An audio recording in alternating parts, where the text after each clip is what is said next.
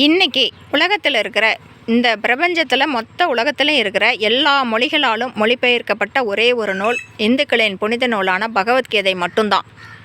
பகவத்கீதை மட்டும்தான் எல்லா மொழியிலையும் அவங்கவுங்க ஆசைப்பட்டு மொழிபெயர்த்துக்கிட்டாங்க. அந்தந்த பேராசிரியர்கள் அந்தந்த மொழி தெரிஞ்ச பேராசிரியர்களே அதை எழுதிக்கிட்டாங்க. அவ்வளோ ஆசை இந்த பகவத்கீதை மேலே.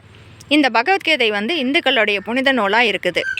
ஆனால் இந்துக்களுடைய சனாதன தர்மத்தை மொத்தமாக சொல்கிறது, அதுவும் அந்த பகவானே இறங்கி சொன்னார்னு சொல்கிறது இந்த பகவத்கீதை தான். இந்த பகவத்கீதை சொன்ன இந்து மதம் இன்றைக்கி எப்படி இருக்குது?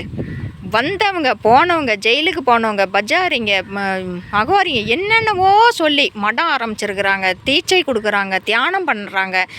இன்னது தான் இல்லை. இதுக்கு ஒரு என்னன்னே சொல்கிறதுன்னே எனக்கே தெரியலிங்க. இதை எப்படிங்க கண்ட்ரோல் பண்ணுறது? கண்ட்ரோலே இல்லாமல் யாரை வேணாலும் திடீர்னு ஒரு ஆசிரமம் வைக்கிறேன், உடனே நான் தியானம் சொல்லி கொடுக்குறேன். ஏங்க என்னமோ தீட்சைன்னா அதுக்கு 50,000 ரூபா பணம் கொடுத்தா தீட்சை கொடுப்பாங்களாம். அப்படின்னா என்னங்க? எனக்கு அதை பற்றி எதுவுமே தெரியல. அது ஏதாவது தெரிஞ்சிருந்துச்சுன்னா நீங்கள் யாராவது கமெண்ட்டில் சொல்லுங்கள். தீட்சைன்னா என்ன? அவங்க கிறிஸ்டியன் தான் ஞானசனம் எடுத்துக்கிறேன்னு சொல்லுவாங்க. ஆனால் இந்துக்களுக்கு அப்படிலாம் எதுவுமே கிடையாது. முடிஞ்சால் உட்காந்து கோயிலுக்கு போவாங்க, இல்லைன்னா கம்முன்னு இருந்துக்குவாங்க. அவங்க மடத்துக்கு போகணுங்கிற எந்த அவசியமும் கிடையாது, தியானம் பண்ணுங்கிற எந்த அவசியமும் கிடையாது. ஆனால் இந்த மாதிரி இருக்கிறவங்களே தியானம் சொல்லி கொடுக்குறேன்னு சொல்லிவிட்டு ஒரு அம்மா சொல்லுதுன்னு சொல்லிவிட்டு அங்கே போய் உக்காந்துருந்தேன், 50,000 கொடுத்தேன், இங்கே போய் உக்காந்துருந்தேன். அப்புறம் ஈசா யோகா மையம் அது இன்றைக்கி சொல்கிறாங்க. ஒவ்வொருத்தரும் ஃபஸ்ட்டு உள்ளே போகும்போதே எழுதி கையெழுத்து வாங்கிக்குவாங்க அப்படின்னு சொல்கிறாங்க. ஏங்க பஸ்லேயே இன்னொருத்தர் பக்கத்தில் ஒரு பொம்பளை உட்காந்துருந்துச்சின்னா இடம் இல்லைன்னு ஒரு ஆம்பளை போய் உட்காந்தா உடனே என் பக்கத்தில் உட்காந்துட்டான்னு அந்த பொம்பளை எந்திரிச்சு சண்டை போடுது. ஈசா யோகா மையத்தில் புருஷ மண்டாட்டி பக்கத்தில் புருஷ மண்டாட்டியை உட்கார வைக்க மாட்டாங்களாம், மாற்றி தான் உட்கார வைப்பாங்களாம். ஒரு ஆண் ஒரு பெண், ஒரு ஆண் ஒரு பெண் தான் உட்கார வைப்பாங்களாம். பெண்கள் தனியாக ஆண்கள் தனியாக உட்கார வைக்க மாட்டாங்களாம். அப்படியெல்லாம் போய் அமைதியாக உட்காந்துட்டு தியானம் பண்ணிவிட்டு இங்கே கவர்மெண்ட்டில் பஸ்ஸில் எங்களுக்கு தனி வேணும், பேங்கில் தனியாக தான் நிற்க வைக்கிறாங்க, பஸ்ஸில் தனியாக தான் உட்கார வைக்கிறாங்க. கவர்மெண்ட்டு தனித்தனியாக எல்லாத்தையும் பண்ணுது. ஆனால் அதெல்லாம் விட்டுட்டு இன்றைக்கி கவர்மெண்ட் இதை கண்டுக்கலை, ஈசா யோகா மையத்தை கண்டுக்கலை அப்படின்னு சொல்கிறாங்க. கவர்மெண்ட் கண்டுக்கலையா? மக்கள் கண்டுக்கிட்டாங்களா? தப்பு கவர்மெண்ட் மேலேயா மக்கள் மேலேயா? தியானம் சொல்லி கொடுக்குறாங்க. என்னாங்க தியானம் சொல்லி கொடுக்குறாங்க? என்னத்தங்க அந்த தியானத்தில் தெரிஞ்சுக்கிறீங்க? யூடியூப் தட்டினா 1500 தியானம் எப்படி செய்யறதுங்கிற அளவுக்கு வருது. தியானம் கற்றுக்கிறதுக்கு போனால் அதை பண்ணிட்டாங்க, இதை பண்ணிட்டாங்க. மக்கள் ஏன் இப்படி அலையிறீங்க? பரவாயில்லைங்க, கிராமம் எவ்வளவோ பரவாயில்ல. கிராமத்தில் இருக்கிறவங்கெல்லாம் ஏமாற்றுவாங்க. ஆனால் இந்த அளவுக்கு கிராம மக்கள் ஏமாறுறதில்ல. அவங்களாம் ஒன்றா கோவம் சண்டைக்கு வந்துடுறாங்க. ஆனால் டவுனில் இருக்கிறவங்களாம் போய் உட்காந்து தியானம் பண்ணுறதுக்கு போனேன், அவ புருஷன் பக்கத்தில் எவ்வளோ உட்கார வச்சேன், இவ புருஷன் பக்கத்தில் அவ்வளோ உட்கார வச்சான்னு சொல்கிறாங்க. அப்படி தான் உட்காரணும், நெருக்கி அடித்து தான் உட்காரணும். அது என்னங்க? அது என்னங்க நடக்குதாங்க? ஏன் இப்படியெல்லாம் போய் கண்டபடி மன உளைச்சல் அதை தீர்த்துக்கிறதுக்காக போனோம். என்னங்க மன உளைச்சல் உங்களுக்கு? உழைக்கிறீங்க, சாப்பிட்றீங்க, சாப்பாடு தயார் பண்ணி சாப்பிட்றீங்க, தூங்குறீங்க, காலையில் எழுந்திரிச்சு வேலைக்கு போகிறீங்க, உங்களுக்கு என்னங்க மன உளைச்சல் வேறு வந்துடும்?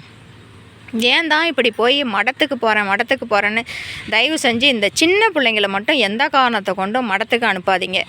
ஆன்மீகம் தெரியணும், தியானம் தெரியுதுன்னா பகவத்கீதையே ஒரு தியானம் தான். அதை உட்காந்து படிங்க பாருங்கள். அதை விட தியானம் வேறு எதுவுமே கிடையாது. ஆன்மீகம் வேணுமா? அதே பெரிய ஆன்மீகம்தான். கடவுள் வேணுமா? அதே பெரிய கடவுள் தான். உங்களுக்கு தேவைன்னா அதை விற்கிறாங்க, அல்லது இதுலேயே தட்டுனீங்கன்னாவே வருது பாருங்கள் பகவத்கீதை சூப்பராக. அப்படியே சொற்பொழிவுனா சொற்பொழிவு, அப்படியே சூப்பரான சொற்பொழிவுலாம் வருது. அதை உட்காந்து தான் கொஞ்சம் நேரம் கேளுங்களேன். அதை உட்காந்து கேளுங்கம்மா, நல்லா சம்மணம் போட்டு உட்காந்து அதை உட்காந்து கேளுங்க பாருங்கள். அதே பெரிய தியானம் தான்.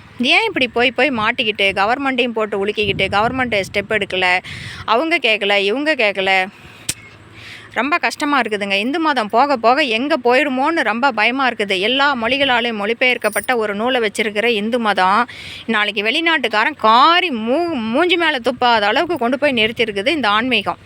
ஆன்மீகம் அப்படின்னாவே இந்து மதமா அது பார்க்கல, சீரழிஞ்சு போச்சு அப்படின்னு சொல்கிற அளவுக்கு இன்றைக்கி ஆன்மீகம் ரொம்ப ரொம்ப ரொம்ப தயவு செஞ்சு அதுக்கு ஒரு தலைமையகம் அமைச்சு யாராவது ஒருத்தர் ஸ்டெப் எடுங்க. ஆன்மீகத்தை தப்பாக யூஸ் பண்ணுறதுக்கு தயவு செஞ்சு நாட்டில் இருக்கிறவங்க யாரும் விடாதீங்க.